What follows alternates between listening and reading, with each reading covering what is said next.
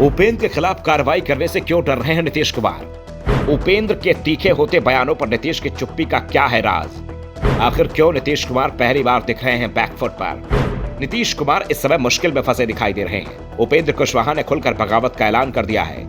वो अपना हिस्सा मांग रहे हैं, वो हिस्सा जिसकी राजनीति नीतीश कुमार 30 साल से कर रहे हैं। वो हिस्सा नीतीश कुमार लालू से लेकर आए थे।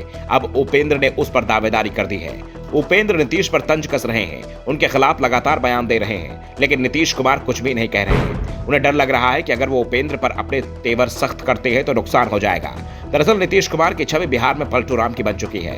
वो कब पलटी मार जाएंगे इसे लेकर कोई अंदाजा नहीं लगा सकता, लेकिन इस बार की पलटी नीतीश कुमार पर ही भारी पड़ती दिख रही है। पार्टी के अंदर ही विरोध की स्थिति बन गई है। आरजेडी की ओर से जो दबाव बनाया जा रहा है उससे जेडीयू मुश्किल में दिख रहा है और इसी का फायदा अब उपेंद्र कुशवाहा उठा रहे हैं। वो नीतीश पर सवाल कर रहे हैं कि हमारे पास जो वोट है वो लालू के विरोध के नाम पर है।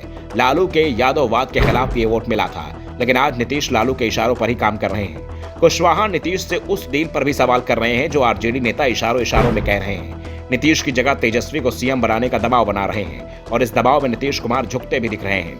लेकिन डील क्या है, ये अब उपेंद्र कुशवाहा पूछ रहे हैं। ऐसा भी नहीं है कि नीतीश कुमार सिर्फ उपेंद्र कुशवाहा के बयानों का जवाब नहीं दे रहे हैं। वो बीजेपी नेता सम्राट चौधरी के बयानों पर भी चुप्पी साध जाते हैं, क्योंकि सम्राट चौधरी भी कुशवाहा समाज से आते हैं और इस समय बीजेपी ने उन्हें आगे बढ़ाने में पूरी ताकत लगा दी है। नीतीश सरकार के खिलाफ बयान किसी भी मुद्दे पर पहला बयान बीजेपी की ओर से सम्राट चौधरी का ही आता है और नीतीश कुमार उनका जवाब नहीं दे पाते हैं। सम्राट चौधरी के बयानों का जवाब देने के लिए जिम्मेदारी आरजेडी ने संभाल रखी है, लेकिन आरजेडी भी नीतीश का बचाव करती नहीं दिखती। सम्राट चौधरी और उपेंद्र कुशवाहा दोनों के बयान अब लगभग एक जैसे दिखने लगे हैं, जिससे जेडीयू परेशान दिख रही है। ये परेशानी जेडीयू लौ कुश गठबंधन में दरारें पैदा कर रही है। दरअसल बिहार में लौ कुश यानी कोयरी और कुर्मी जातियों को कहा जाता है, जो दोनों बेहद करीब रहती है। इनकी आबादी 9 से 10% बताई जाती है, जिसमें से 7 से 8% आबादी कोयरी यानी कुशवाहा समाज की है। उपेंद्र और सम्राट चौधरी इसी जात से आते हैं। नीतीश कुमार कुर्मी समुदाय से आते हैं, जिनकी आबादी करीब 2% है।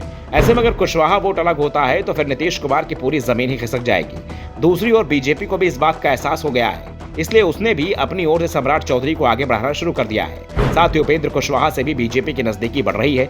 दोनों तेजी से अपने समाज में लोकप्रिय भी हो रहे हैं और इसका असर उपेंद्र का बढ़ता आत्मविश्वास साफ साफ दिखाई दे रहा है और यही आत्मविश्वास जेडीयू को बैकफुट पर धकेल रहा है, जिसके चलते जेडीयू का कोई भी नेता खुलकर उपेंद्र पर निशाना नहीं बना पा रहा है। उल्टा पार्टी के कई नेता अब उपेंद्र के साथ खड़े दिख रहे हैं। दावा किया जा रहा है कि आधा दर्जन सांसद भी अब उपेंद्र के सहारे बीजेपी के संपर्क में हैं, क्योंकि उन्हें डर लग रहा है कि नीतीश कुमार अगर महागठबंधन में रहते हुए लोकसभा में जाएंगे तो उनकी सीट आरजेडी के हिस्से में चली जाएगी। बीजेपी से गठबंधन में जेडीयू को 17 सीट मिली थी, लेकिन महागठबंधन में तेजस्वी को 12 से 13 से ज्यादा सीटें नहीं देंगे, ये साफ है।